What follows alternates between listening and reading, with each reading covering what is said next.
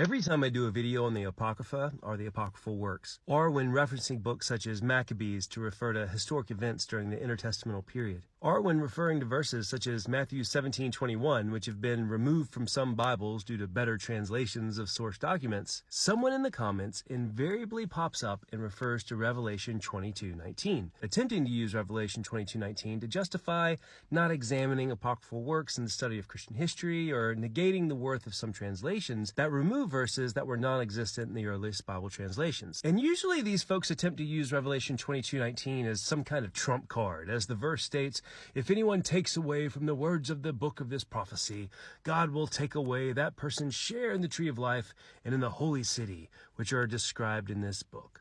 Now, I'm not tagging any names here because I don't want to embarrass anyone. That's not the point of this video. However, I do want to say that attempting to use Revelation 22:19 in this way to negate discussions about the Apocrypha or certain verses that have been removed isn't the smackdown that you think it is. And it actually demonstrates a poor understanding of biblical history and biblical literacy, as Revelation 22:19 refers to that specific book, Revelation, and not the Bible as a whole. How do we know that Revelation 22:19 only refers to that specific book and not the Bible as a whole? Simple. When Revelation was written, the Bible hadn't been canonized yet and wouldn't be put together with Revelation as its final book for hundreds of years. When John penned the book of Revelation, there was no thought of it being included as the final book in a canonized New Testament. And also, John refers to Revelation as this book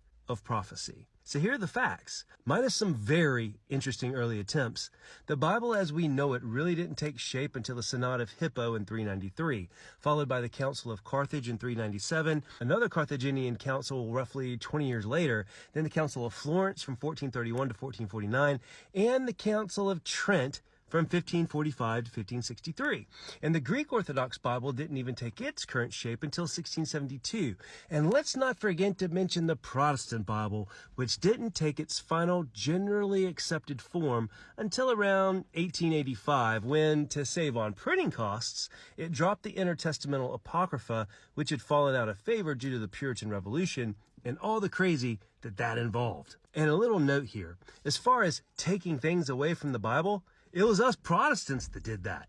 Now, I'm not saying we shouldn't have done it, because there are some great arguments as to why Protestant reformers did what they did. But the facts are, it's the Protestants that took books out of the Bible, not the Catholics and not the Greek Orthodox. So in response to this information, some people will come back with, well, God knew what books would be in the Bible, so Revelation 22:19 can be used to apply to the whole Bible. But a problem with that is if you're going to use those mental gymnastics to use Revelation 22:19 out of context that way, referring to books that are placed before it in the Bible, then you also have to lend equal credence to Deuteronomy 4:2. You shall not add to the word which I command you, nor take from it, that you may keep the commandments of the Lord your God which I command you. Now, when Deuteronomy was written, the New Testament was almost a millennia away. In fact, a good portion of the rest of the Hebrew Bible wasn't even in existence yet. So if you say Revelation 22:19 applies to the whole Bible which had not been assembled yet, then Deuteronomy has to apply to everything after it as well, which would negate the addition of the New Testament, which wouldn't exist until mad centuries later. So trying to use Revelation 22:19 that way just digs you a bigger hole. So to recap, Revelation 22:19 and the curse it mentions refers to the book of Revelation only, not the entirety of the Bible, and it's easy to see why.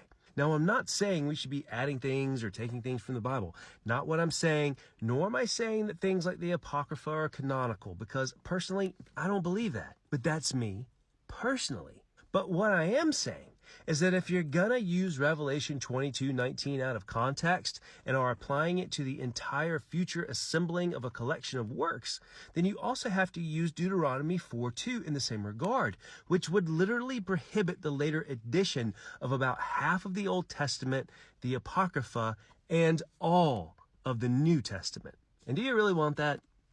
Probably not. So let's just accept the fact that different Christian faiths honor different books of the Bible as canonical, and they have valid reasons why. And let's also be honest enough to admit that some of the earliest Bibles don't have verses that other Bibles do, and they have their valid reasons why as well. But no matter what Bible you love best, our focus should be on loving the Lord our God with all our heart, soul, mind, and strength, and loving our neighbor as ourself. There's no other commandment greater than those.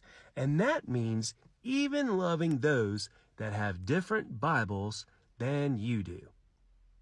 So check it out. If you're interested in the history of all of this and how the Bible came to be, who wrote the books of the Bible, and why some books were included and others were excluded in different faiths, I offer a course which is done by donation only called the Ultimate Bible History for Believers Intro Workshop. This course has helped hundreds of people navigate the wild history of the Bible's construction, but more importantly, has helped people just like you draw closer to the beauty, the mystery, and the awe-inspiring, death-defying, eternal love of Jesus Christ.